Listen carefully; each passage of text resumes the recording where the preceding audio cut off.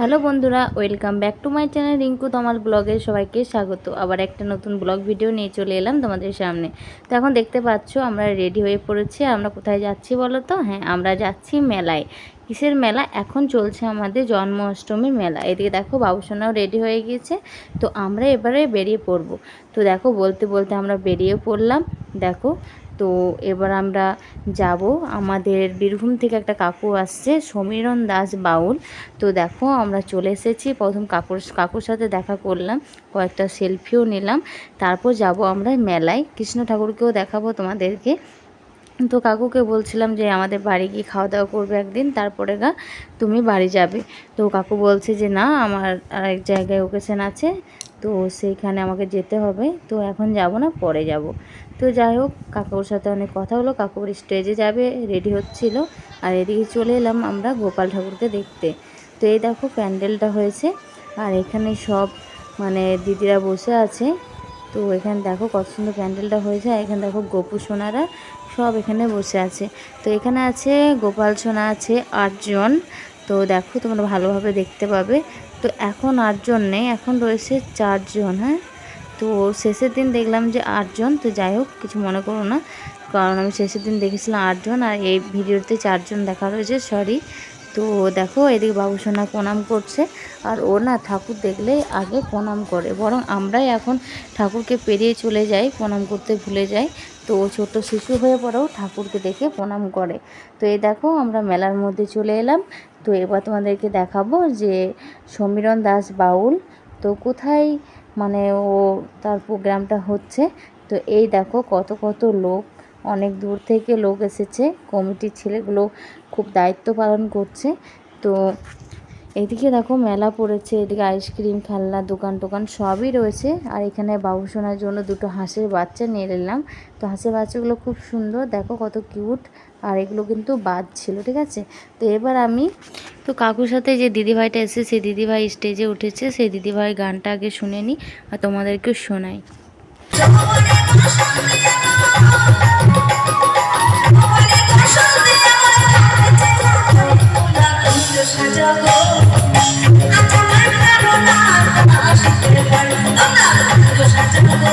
তো তোমরা শুনতে পেলে দিদিভাই গান করছে। তো যাই হোক, দিদিভাই 4টে গান করছিল। শেষ গানটা করার সময় তখনই কাকু আমাদের চলে যাচ্ছে স্টেজে। আর কাকুর মাথায় চুলগুলো নেই, কারণ কাকুর মা মারা গিয়েছে, সেই কারণে টাক করতে হয়েছে। তো কাকু স্টেজে ওঠার পর সবাইকে একসাথে পুরস্কৃত করলেন। তো এটা দেখে সত্যি খুব ভালো লাগলো। তো তোমরা অনেকে হয়তো বলবে যে বানিয়ে বানিয়ে বলছে, রিঙ্কুদি হয়তো চেনে না। সত্যি কথা বলতে আমি চিনি। আর সমীরণ কাকু আমাকেও চেনে, কারণ আমার বাবা আমার দিদিরা সব গান করে। তো গানের জগতে গিয়েই এনার সাথে পরিচয় হয়েছে, বাবার দিদির আমার। তো সেই হিসাবে আমরা চিনি। তো চলো কাকুর গান শোনা যাক। এইবার যাচ্ছে সেই জায়গায়, চরম সত্য।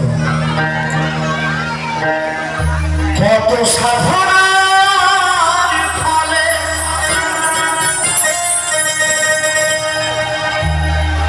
বিদায় হলেন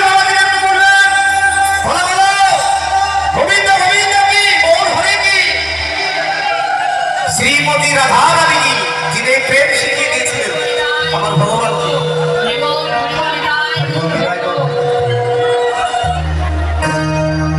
দুদিন পরে তো